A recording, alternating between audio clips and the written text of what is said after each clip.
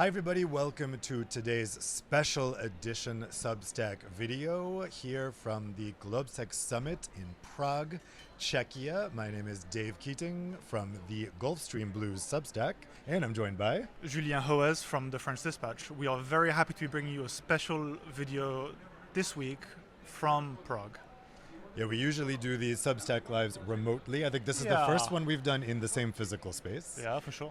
Which is very cool. We both happen to be here. We both were moderating panels here at GLOBSEC, and we have a lot of thoughts about what we've heard here today, but maybe first we should explain what this summit is. You could kind of describe it as a combination of the MSC, the Munich Security Conference, and Davos, the World Economic Forum, because it deals with both economic issues and security issues, but with a special focus on Central and Eastern Europe. It was sometimes in Slovakia, sometimes in Czechia, but it's always having Central Europe as its focus.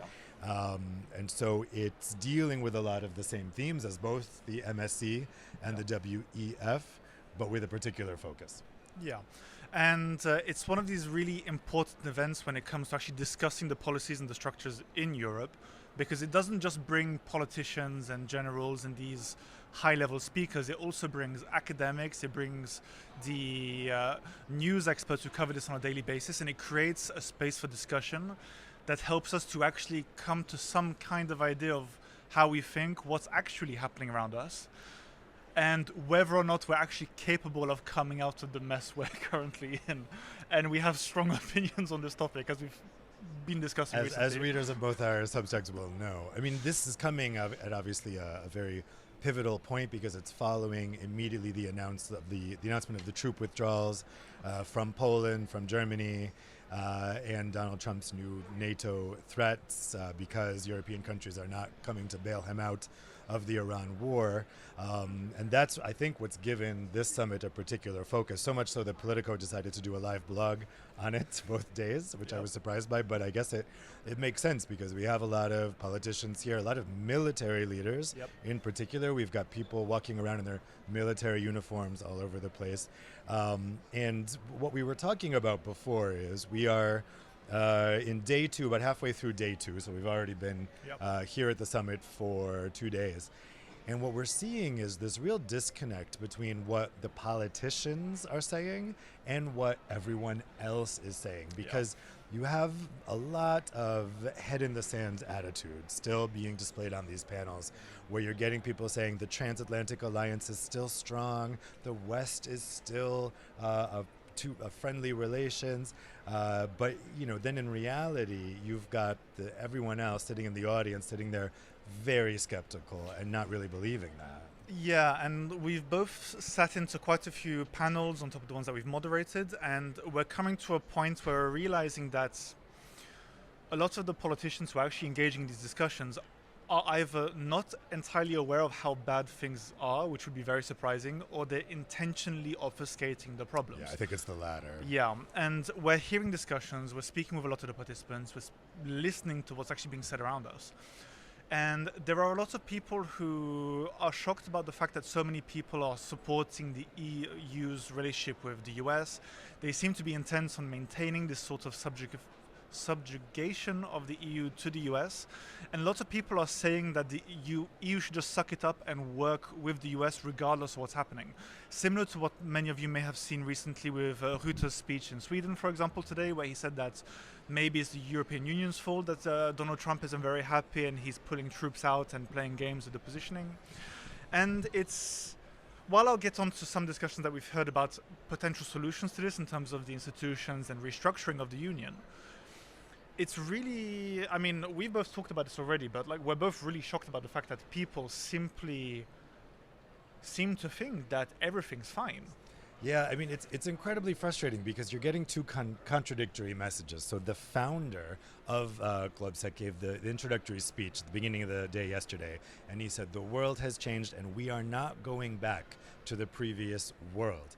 But then we get all these messages from politicians which are clearly under the delusion that we will go back to the previous world, that the transatlantic alliance still exists and the West still exists as we've known it before. And so, you're getting on the kind of high level, everyone's like, yes, everything's changed. And they'll say that everyone here, if you stop someone in the middle of the hallway and say, do you think we're in a fundamentally new era? No one's going to say, absolutely not. Nothing's happened. Everything's the same. Yeah. They'll say, yes, we're in a new era. But the transatlantic alliance remains the same. The Americans are still our friends. NATO is still the bedrock of European security. So they can't bring themselves to actually talk about the specifics of what that means. And I have two concrete examples here. One was a session we were both at yesterday where Anders Fogh Rasmussen, the former Secretary General of NATO, was interviewing Mark Esper, the former U.S. Defense Secretary.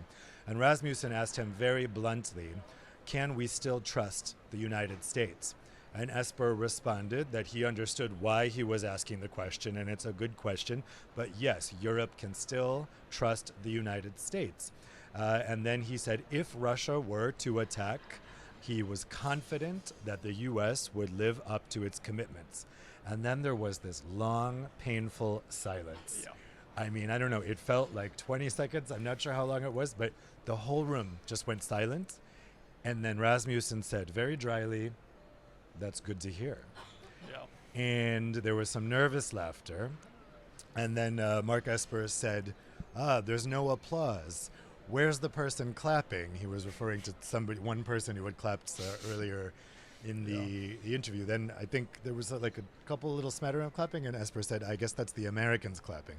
And that really, I think, goes to the fundamental thing that's happening here, is that we've got these politicians on the panels saying that everything, not saying that everything's fine, but saying that there is still a West and there is still a transatlantic relationship. And in the audience, nobody's buying it because they have eyes and ears. They can see what's happening. And, who could possibly be reassured sitting in that audience, hearing Mark Esper, who is the former defense secretary, not the current one, saying, yes, you can still trust the United States and the U.S. would still defend Europe in the event of a Russian invasion, because people sitting on those seats simply do not believe it anymore. Yeah, and it's, to be fair, to Rasmussen's credit, he did make a few very strong points and very important points about the need to start refocusing on what Europe can do, introducing this European pillar to NATO. And while he made the clarification that, it wouldn't involve duplication, on that point, I at least chose to be a bit more optimistic when it came to that statement, in that he mostly meant not duplicating structures we already have, but really transposing them to a European dynamic. The big problem I have, however, is that there is still, and taking up on your point from that panel as well, there is still this sense that politicians like Rasmussen still believe that we can rely on the United States for leadership. One of the big points he made, which I think you probably remember, was that the US should continue to be the leader when it comes to the NATO alliance. And again, there was also a sense that people started looking at each other like, are we really doing this again? Like, we've just talked about how Donald Trump has upended the world order, how he's trashing the economy for reasons that literally nobody can understand. And that on top of this, he's really expected to somehow come and save us if Putin, who Rasmussen said Trump has an unhealthy relationship with, and an unhealthy obsession with, comes and attacks us. And I think this comes to this weird contradiction where people seem to say one thing on one side and then contradict it on the other by assuming that we're somehow still under the umbrella of the American government. Yeah, I mean, it's absolutely true that it was good to hear a former U.S. Defense Secretary say that we need a European pillar, because that is a phrase that used to be banned by the U.S. government, essentially. In a story that I retell in my book, The Owned Continent, available wherever fine books are sold, I tell the story of how the U.S. Defense Secretary in 1999 at a NATO summit said, quote, there will be no EU caucus of NATO. He was fighting against efforts to insert European defense into the EU constitution, which was being drafted at the time. And the British cheered this when the US Defense Secretary said it, because they were angry at the French for trying to introduce this European pillar into NATO. So this European pillar thing has been something that the United States has been fighting for decades. So it's good to hear that he wants a European pillar. But a European pillar cannot simply be that the Europeans spend more. A European pillar means European command and control. It means that Europe would be able to act independently of NATO, so that you have an alliance with NATO, you have an alliance with the United States within NATO, but that Europe would be capable of acting without NATO, and that can't be done simply with spending. And that's what I didn't hear from that conversation. Rasmussen also talked to Politico downstairs at the speakeasy thing that they have, and again, he's saying kind of the right things. He's saying that there needs to be an establishment of European defense, but I think it needs to be made really, really explicit that this cannot be done through the existing NATO structure where there is an American Supreme Allied Commander, because as long as there is, the NATO is simply a American protectorate over Europe, and Europeans are dependent on the Americans for organizing the defense, because the Europeans can spend as much as they want. If they're not organizing the defense themselves, they're going to be helpless if the US says, no thanks, we don't want to participate in this war and defend you from Russian invasion. Yeah, and it kind of comes back to this point that we always keep bringing up on both our panel, on our Substacks, is that quite simply there was a solution to this that was proposed something like 9 years ago now, which was the plan by Emmanuel Macron to develop more European coordination to go towards a European army. And then what happened? The transatlanticists ended up killing the idea repeatedly until it became too late to implement when we really needed it. On both sides of the Atlantic. On both sides of the Atlantic, because it didn't suit their wish to be closer to the US and to be more active with working with the US. Because the fear we always heard is no duplication with NATO. We can't have any duplication with NATO. And Esper used those exact words yesterday. But we can't have duplication with NATO. But that has always been used as a block against European defense. So I was disheartened to hear him use that again. The second example I saw of this was actually just earlier today. It was a panel specifically about the deterioration of the EU-US relationship and essentially whether the West still exists, whether the West will destroy itself, I think was the actual words used in the title of the panel.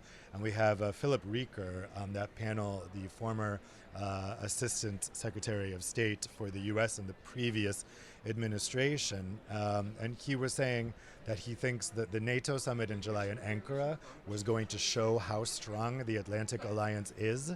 It's going to show that the relations are very strong, and he was saying that he thinks that Europe should help in the current Iran war because the US protects Europe, and so Europe essentially owes something to the US in return, and so therefore they should take up Donald Trump's call to defend the Strait of Hormuz. Now, I actually asked him, do you really think that that's in line with public opinion to have the U.S., the way I put it in my question, to have the U.S. join, to have Europe join the U.S. war on Iran? And he insisted, no, I didn't say that. But sorry, if you're saying that the Europeans should go in a aggressive mission in the Strait of Hormuz to stop Iran from disrupting traffic, you've just joined the Iran war. Congratulations. That is what he was asking for. Now, in answering my question, he said, look, Europe needs to have a transactional approach because they're dealing with a transactional president. And so Europe should, if I read him correctly, he's saying basically Europe should ask for a commitment to defend Ukraine, a commitment to maintain American defense over Europe in exchange for helping Trump out right now in the Strait of Hormuz. But as we've talked about before in a previous Substack Live, I gamed this out in one of my Substack posts, like how exactly would this work? And you end up with the inevitable conclusion that there is no promise that the EU could extract from Donald Trump on Ukraine, on tariffs, on general European defense that Europe could trust, because Mark Esper is wrong. Europe cannot trust the United States. And so any guarantee from Trump that he's going to support Ukraine or is no longer going to make tariff threats, and so, okay, the Europeans go in and risk European lives, risk an exploding war because they think they're getting this deal with Donald Trump, I just think that would be incredibly stupid. And the worst part, and to be clear, this guy's a Democrat, if I'm not wrong, so it's even more comical. I'm not sure he has a political party affiliation, but he was under a Democratic administration. He worked under a Democratic administration, Joe Biden's, if I'm not wrong. And while he's saying these things, there are news articles being published about how Mark Rutte is announcing to Europeans that this summit in July is where Donald Trump is going to tell them how aggrieved he is about their behavior. So it's become this really sick humiliation to a ritual that makes absolutely no sense. And we're seeing this across the board here at GLOBSEC this year. We're seeing this across all the discussions we're seeing. And to be honest, people are coming up with solutions to this, but they're not necessarily in the military domain or the political domain. They're almost entirely focusing on what the EU should do to actually pull away from the US and be more independent on its own without destroying its trade relationship with the US and also with China. Yeah. So I was moderating a panel last night discussing whether Europe was fit for purpose in terms of the institutions, the political culture, the economy, and I had several very, very high-level speakers like Benjamin Haddad, the Minister Delegate for European Affairs in the French government, Mark Leonard, who's the Director of the ECFR, and the High Representative for Human Rights from the EES, amongst other people. And overall, pretty much everybody agreed that there was a big issue, helped by the fact that this was just Europeans talking to Europeans for the most part. And that in reality, what we needed to do was we almost needed to just have a look at the institutions as they are and start restructuring the way we do things and augmenting our capabilities where we need to augment them in terms of industrial capacity, so we can start producing what we need to do, both in civilian economies and military economies. Looking at how to restructure our way of engaging in diplomatic endeavors from a European and less of a nation state point of view. And on top of that as well, and this was potentially the funniest part of the actual panel, is that right at the end, one of my panelists, Tomáš, I can never remember his second name, and I cannot pronounce it either, so I'm not going to try, but a Czech politician from the EPP. Member of the European Parliament. Yeah, member of the European Parliament. His grand solution was actually that we have too many chefs in the kitchen when it comes to the European Union, and that we should actually start cutting down some of the institutions and reinforcing the ones where we actually need more firepower. Particularly the something I think we both agree with, actually. Yes. But not... Depends on in what spirit you were approaching this exercise, I would say. Because he had a very interesting point of view, and I had to His tone sounded very aggressive, so I was thinking, I wouldn't trust this guy to do it. But and I also he's not entirely wrong. Yeah. But really talking about the fact that we have too many institutions that don't necessarily do the work that is actually useful to the EU in terms of the really raw geopolitical aspect of things.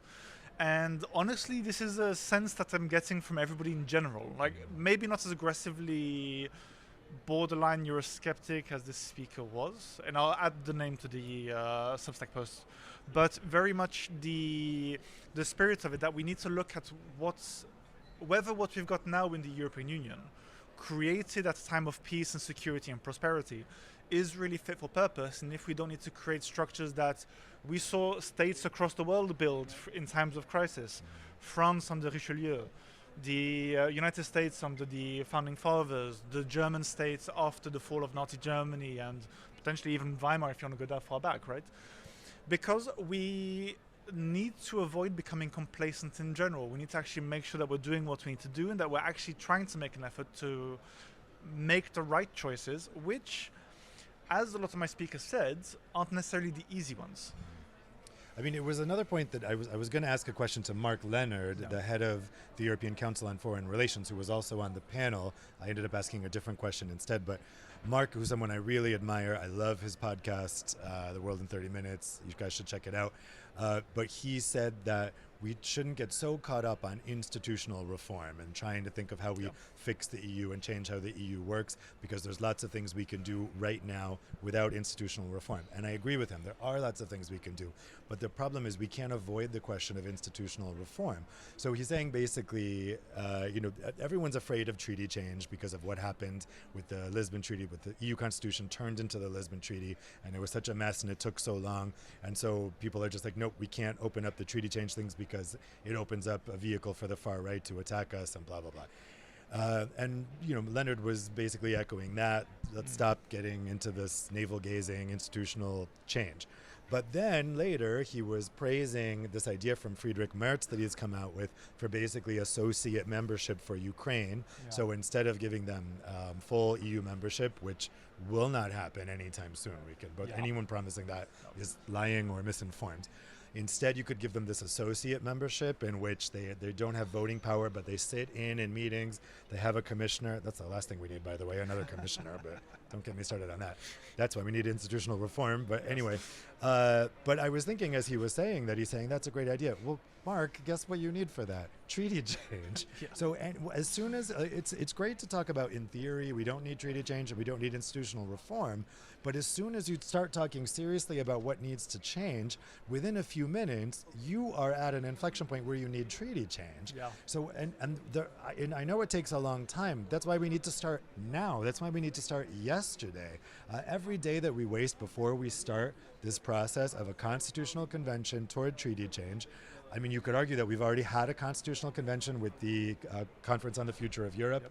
No matter, even if it was poorly done or not well run, use it as a basis. But we do need treaty change. I completely, as I write in my book, I'm completely against this idea that we can somehow save the European Union without treaty change. It's not possible. And so I do, as much as I respect Mark, I really disagree with him on that. And I mean, it comes down to the fundamental issue where a lot of us forget that in lots of the member states of the European Union, when they need to change the constitution, there is a legal framework to do that goes through their sovereign parliaments. Right.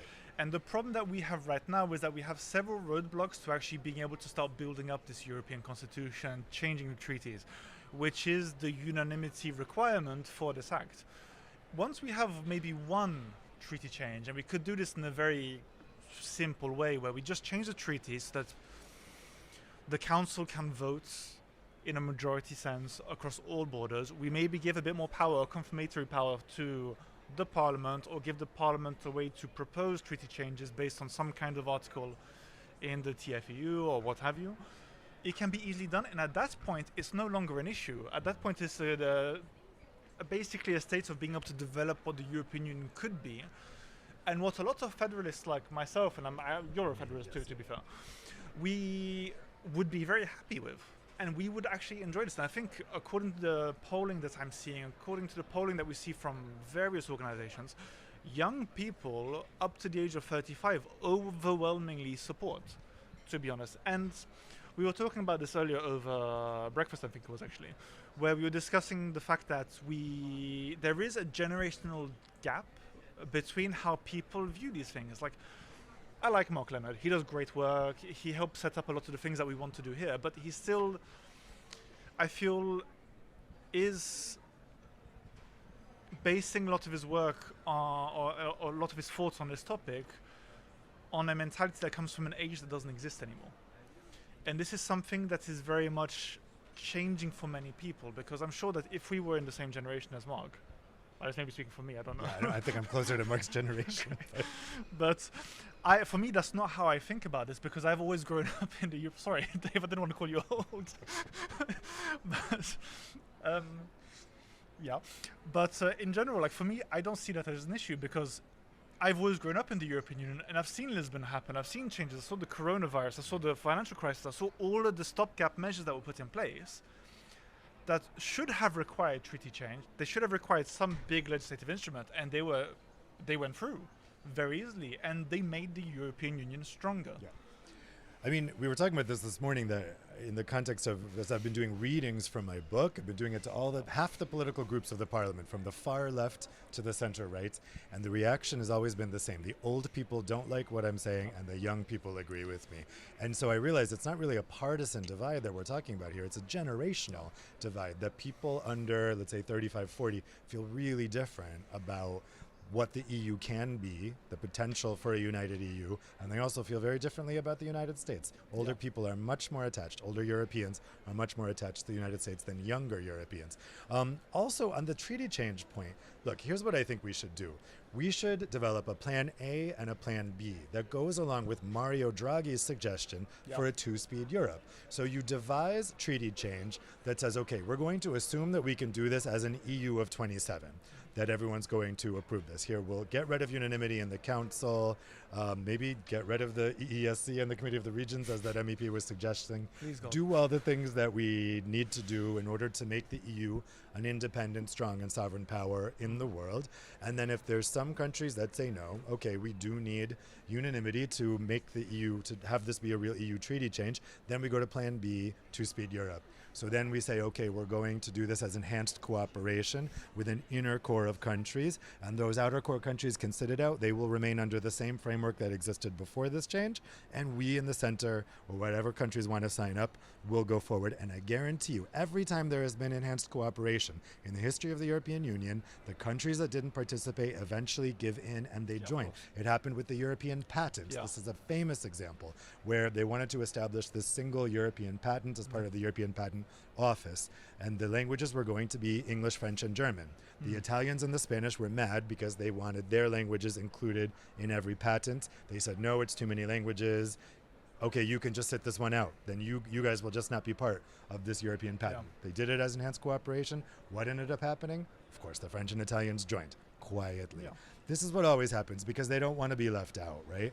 And so either way, I mean, maybe they don't join, but then that's fine. But we have to move forward with this treaty change. And if the thinking is that we're not going to be able to get this approved by 27 national parliaments, some of which may require national referendums, certainly Ireland, then we need to move forward with those countries that will approve it. But I think that's already happening to some extent, actually. So for the readers of the French Dispatch, I wrote an article on the E6 meeting recently, and the fact that it's building towards something like this, which is thankfully happening. It's not certain if it's going to happen yet, but they're working on doing this, which is a two-speed federalizing Europe in all but name, in order to shore up the problems when it comes to make a few examples, the stock markets, a proper European stock market that's actually functioning and able to compete, the customs Capitals union, market union. capital market union as well, and we're seeing this happening, and it's good. But the problem is, and I think you agree with me on this, is that a lot of the parties involved. So right now we only have 6 countries who are really doing it, and it's France, Germany, Italy, Spain, Poland, and Netherlands, but not Belgium, right? I think it's Romania even. Oh, okay. I can't remember. I can't remember the 6. I'll put in the article. But what we're seeing is that even in these people who share very like-minded views and who are very keen on actually working together on this, they still have to go through a lot of discussions to make this work.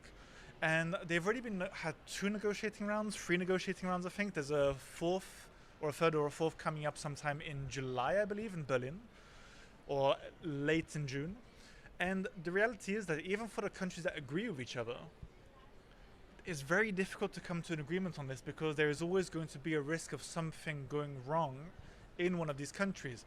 To say the loud part, the quiet part loudly, that sounded better in French in my head. But sure. But say the quiet part loudly, like next year we have the French elections for the presidency. Same year we have the Bundestag elections in Germany. I think Spain has elections, Poland has parliamentary elections, Italy has elections. So you've got the majority of the big members of the E6 who are facing elections that may overturn the current political paradigm and kill the E6 before it's even gone anywhere.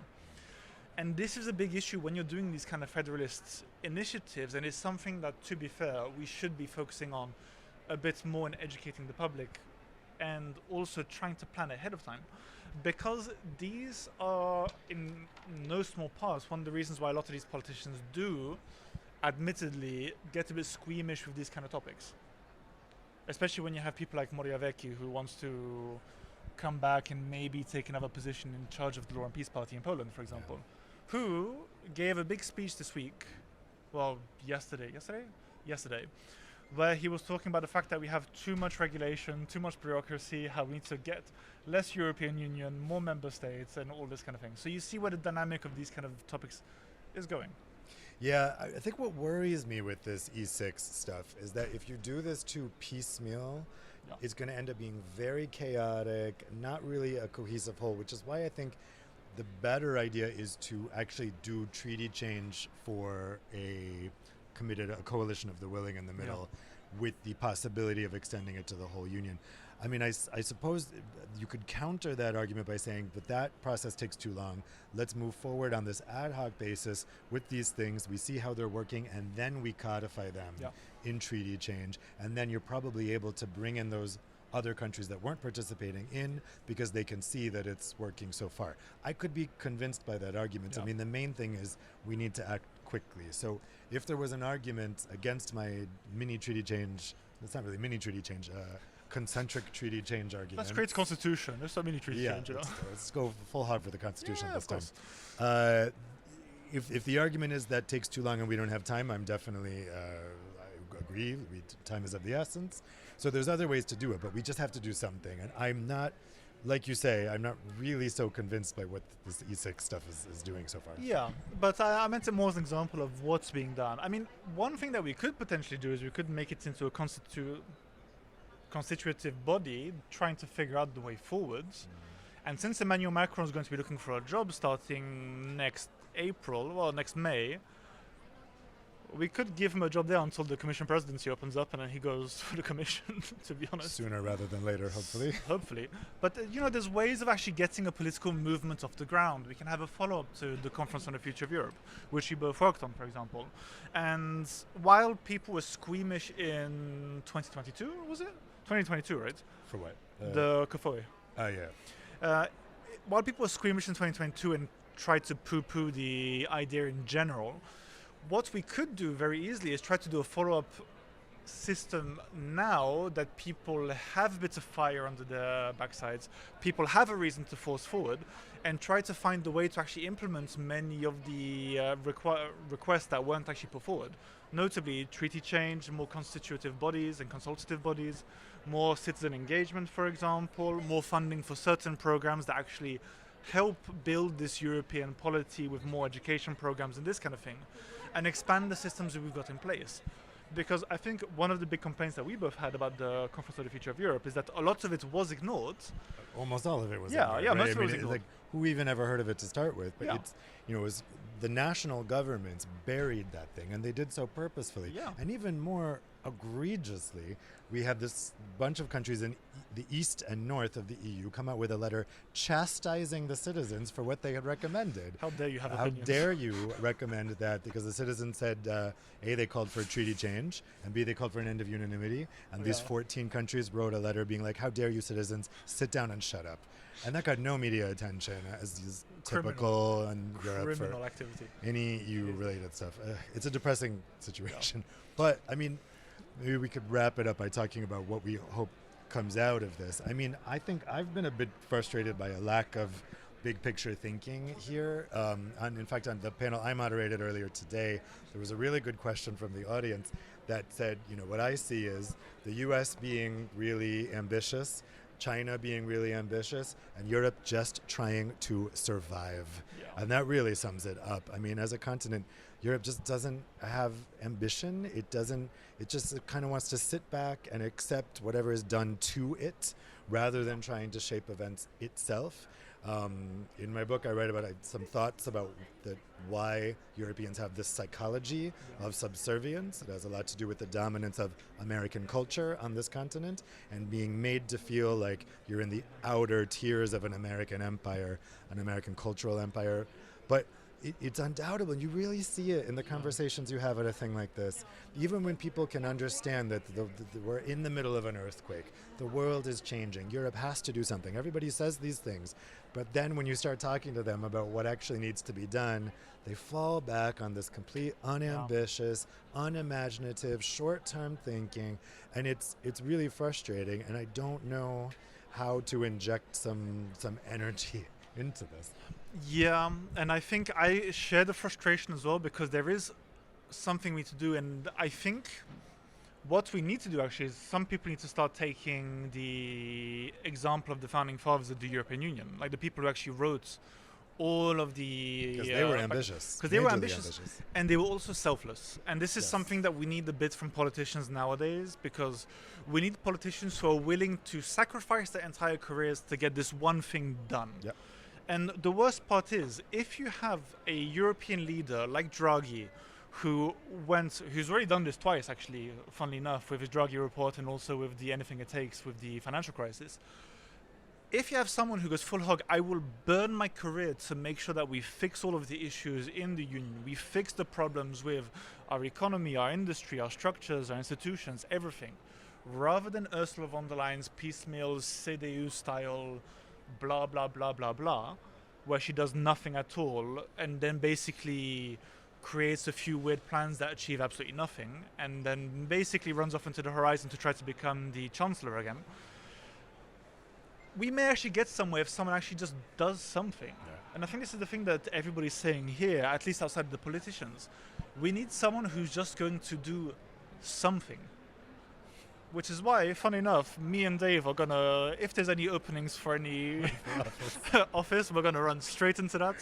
I mean, let's call a spade a spade. Yeah. We are living in an incredibly dangerous era for Europe because of the threats that are surrounding Europe from Russia, the United States, and China concurrently at a time of a leadership vacuum in Europe. Our leaders are cowards. They have demonstrated their cowardice over the past year, and these people cannot lead us out of this. This is the most frustrating part, that I don't even see how these people can be capable. Now, we may have a leadership change in the UK coming up. I personally think that is badly needed.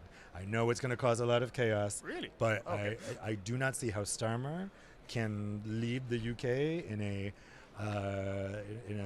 positive direction at this point. He's just, his temperament does not allow him to do so. And I would kind of go down the list with our leaders and say the same thing about all of them, but these are the leaders we have.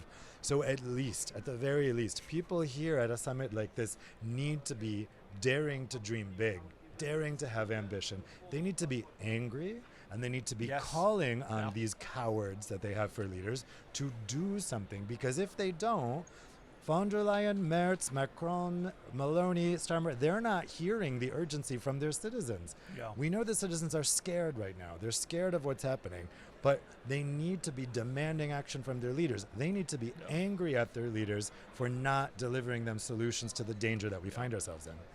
And I agree on most of that. I think we need to do another one of these to debate the whole Starmer position, because I actually disagree with you on that point. Interesting. Okay, to be honest. stay tuned. That'll Stay be the tuned. next, We need to discuss this next time. maybe after he resigns. I hope not, which is why we need to get back right to this. before he resigns. Oh, come on.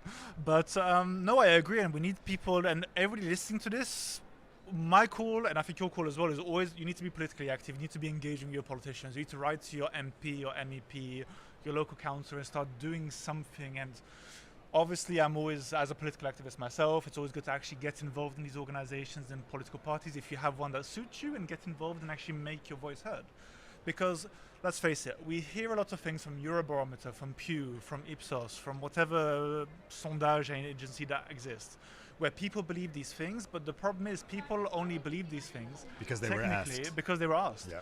You need They're to make not sure. writing to their MP. No, They're yeah. not actually demanding it. This is the problem. And so I guess my call for you guys now, this is probably your call too, is first get active, engage in the politics, engage in the discussions, and of course make sure you subscribe to our Substacks, our newsletters, because then you can actually listen to the things that we share with you and get news on what's happening, get fired up about it, and then go and bother your MP and make sure that he knows that you disagree or you agree with something, Or and she. make it happen. And sorry, my bad.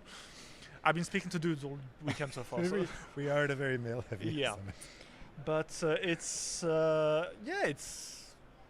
something needs to be done, and to be typically French and optimistic, you need to make things happen. So Yes. let's Hopefully leave we on can that end it on that inspiring note. Thanks, guys, try. for watching and joining us here at note. GLOBSEC. GLOBSEC. We both fly back to Brussels tomorrow, so for those of you in Brussels, we'll see you there. Otherwise, Yes. tune into both of our Substacks for Yes. future articles and videos. And thank you very much, guys. Have a great weekend, and share this, like, subscribe, make us famous. Bye-bye.